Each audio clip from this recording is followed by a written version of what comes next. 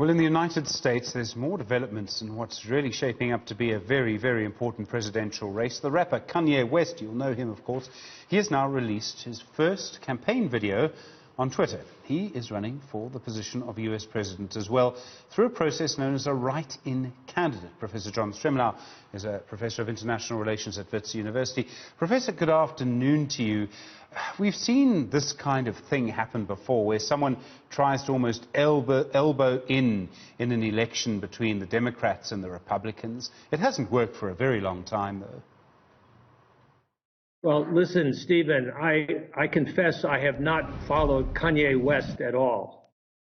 So I can't really comment because the polarization in the U.S. is so firm right now. What has really surprised me is that Joe Biden has picked up several percentage points since the first debate and with the advent of the COVID infection in President Trump and how he's handled it.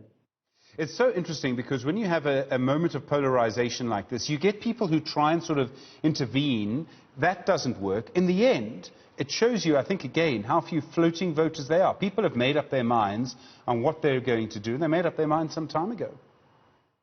Well, that's true in this particular election. Back when George H.W. Bush ran, there was a third-party candidate who really took the difference between, and largely from the Republicans, that gave Bill Clinton the win. So sometimes it can be quite decisive.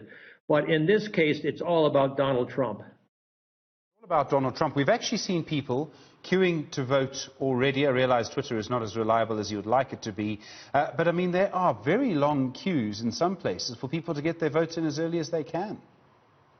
That's certainly correct, Stephen, and I've never seen the level of energy quite like this on both the Democratic side and, of course, the Republican hardcore that supports Donald Trump still and would under any circumstances. But it seems like the senior citizens are switching who used to vote for Trump in 2016 to Joe Biden, and it could be crucial in Florida and other swing states. But also he's bringing back some of the Obama voters in the Midwest Rust Belt states where Hillary Clinton lost the 2016 election, Wisconsin and Michigan and Ohio. And at the same time, no one wants to make any bets. We've had probably more polling done in this election than we've ever had. The polling all points to Biden being ahead. But after the polling disaster of 2016, no one wants to say it. Well, you know, there's a lot of debate about this, and we'll have to see when the vote is actually counted.